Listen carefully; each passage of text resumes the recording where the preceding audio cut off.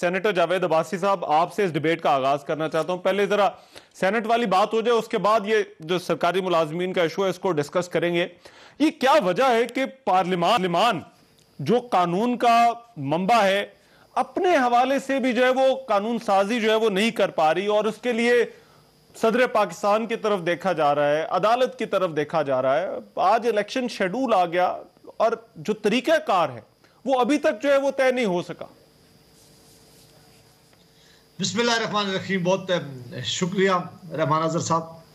یہ بالکل آپ نے ٹھیک کہا کہ بڑی بدقسمتی ہے کہ حکومت کو جس معاملے کو دونوں پارلیمان کے ایوان میں لانا چاہیے تھا، جو دونوں پارلیمان کے ایوان ہی آخر اس معاملے کو ڈیٹرمن کریں گے، یہ بالکل ان کا کام ہے، یہ کسی اور ادارے کا کام نہیں ہے. کیونکہ آئین کی آرٹیکل 2 to 6 بہت کلیئر ہے کہ یہ الیکشن جو ہیں وہ بھی سیکرٹ بیلٹ پیپر کے نیچے ہوں گے، اور آئین کو امینڈ کرنے کا اختیارات صرف اور صرف دونوں ہاؤسز کو ہے. وہ دونوں ہاؤسز 2/3 میجارٹی کے ساتھ کرتے ہیں. نہ سپریم کورٹ آف پاکستان آئین میں امینڈ کر سکتی ہے، نہ صدر پاکستان آرڈیننس کے ذریعے آئین میں امینڈ کر سکتا ہے، اور نہ ہی جوائنٹ سیشن 2/3 میجارٹی کے ساتھ آئین امینڈ کر سکتا ہے. یہ اختیارات کسی اور کو نہیں ہے.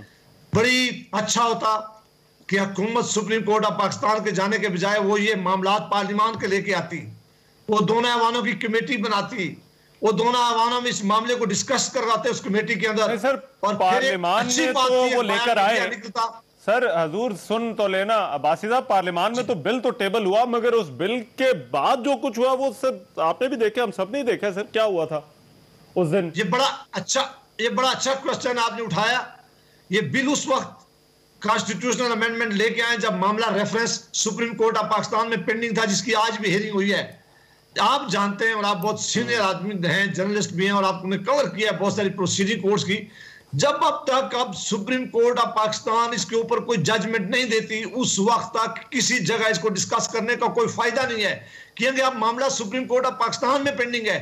حکومت نے پینے ہونے کی وجہ سے انہوں نے ایک وقت میں 3 ایونیوز استعمال کی، جو تینوں غلط کیے ہیں. اگر تو وہ سپریم کورٹ آف پاکستان میں چلے گئے تھے تو انہوں نے سپریم کورٹ آف پاکستان میں انتظار کرنا چاہیے تھا جب تک وہاں ججمنٹ نہ آتی. یہ معاملہ وہ لے کے پارلیمان گئے، نیشنل اسمبلی میں کانسٹیٹیوشنل امینڈمنٹ بل انٹروڈیوس کرا ہے. ابھی بات ہونی تھی، ایک رات کے اندھیرے میں آرڈیننس نکال دیا، اور آرڈیننس بھی کیسا نکالا ہے کہ مشروط کر دیا ہے کہ اگر سپریم کورٹ پاکستان کی ججمنٹ یہ آئی تو تب تو یہ نافذ العمل ہوگا، ورنہ یہ نہیں ہوگا. حکومت چونکہ اتنی پینک ہے، ان کو یہ یقین ہو گیا ہے کہ کچھ لوگوں کو شاید یہ ٹکٹ دینا چاہتے ہیں جو ان کے ایم پی ایز کو شاید ووٹ نہیں کرنا چاہتے.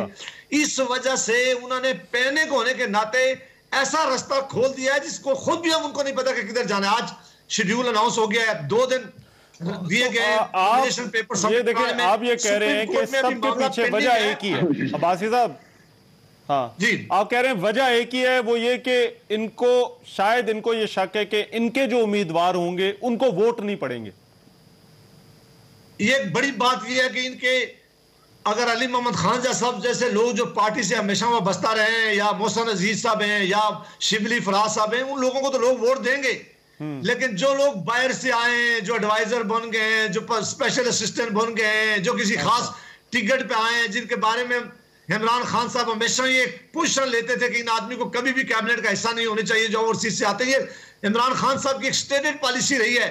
ویسے سر پارٹیوں کا جو سینٹ کے امیدواروں کو بڑی معذرت کے ساتھ یہ صرف پی ٹی آئی، آپ کو لگتا ہے صرف پی ٹی آئی کا مسئلہ ہے؟ یہ باقی جماعتوں کا بھی مسئلہ ہے. سینٹ کے میں ٹکٹس کی بات کروں کہ سینٹ کے ٹکٹ جس طرح سے دیے جاتے ہیں، علی بھائی اس کو ذرا رسپونڈ کر دیں. وہ کہہ رہے ہیں کہ آپ کا پرابلم یہ ہے، اور یہ میں امیدواروں والی بات بھی کرنا چاہتا ہوں کہ سینٹ کے انتخاب کا سینیٹر کے لیے ایک پارٹی کے لیے میرٹ آخر جو ہے وہ کیا ہوتا ہے. مگر ان کا آرگومنٹ ابھی یہ ہے کہ آپ یہ سب ایفرٹ اور اس قدر اصرار اسی وجہ سے کر رہے ہیں کہ کہیں آپ کو شک ہے کہ جس کو آپ کھڑا کریں گے اس کو جو ہے وہ آپ کے اپنے لوگوں نے ووٹ نہیں دینے. بسم اللہ الرحمن الرحیم. اللہم صلی وسلم وبارک علی سیدنا محمد رسول اللہ صلی اللہ علیہ وآلہ وسلم خاتم النبیین. بہت شکریہ. دیکھیں رحمان صاحب، سینٹ کا الیکشن اس پہ کافی ڈیبیٹ ہو رہی ہے، ہر پروگرام میں، دوسرے تیسرے پروگرام میں، بلکہ سب میں تقریباً یہی ڈسکشن ہو رہی ہے. پہلی بات، کیا سینٹ کا الیکشن جو ہے वो साफ शफाफ होना चाहिए? सबका जवाब है हाँ। दूसरा, क्या सेनेट के इलेक्शन में खरीदो फरोख्त होती है? क्या सेनेट के इलेक्शन में हॉर्स ट्रेडिंग होती है? सबका जवाब है बिल्कुल गलत काम है, लेकिन होती है। तीसरा, क्या हम सब इसके खिलाफ हैं? तीनों बड़ी जमातें खिलाफ हैं। अच्छा, चौथा पॉइंट, तीनों बड़ी जमातों की लीडरान की इस पे पब्लिक पोजीशन क्या रही? सबसे पहले इमरान खान साहब from day one horse trading के खिलाफ। नंबर 2, मियां साहब छांगा मांगा सियासत कराने के बाद जब वो कहते हैं, वो चले वो मैं मिसाल नहीं देता, वो वैसे साहब नाराज हो जाएंगे, तो उनका एहसास हुआ और COH मैं कह रहा हूँ, उसमें 23 नंबर पॉइंट जो है, आपने पूछा नहीं COH क्या है, उसमें 23 नंबर पॉइंट से क्या मुराद है? सर मैं पूछने ही लगा था सर। CO तो मुझे समझ आ गया है, चार्टर ऑफ हिपोक्रेसी। अच्छा, हिपोक्रेसी। तो 23 नंबर पॉइंट पे दोनों बड़ी जमातों के दोनों बड़े लीडर मियां साहब और बेनजीर भुट्टो साहिबा, उन्होंने कहा बिल्कुल सेनेट का इलेक्शन ओपन होना चाहिए, ओपन बैलेट पे।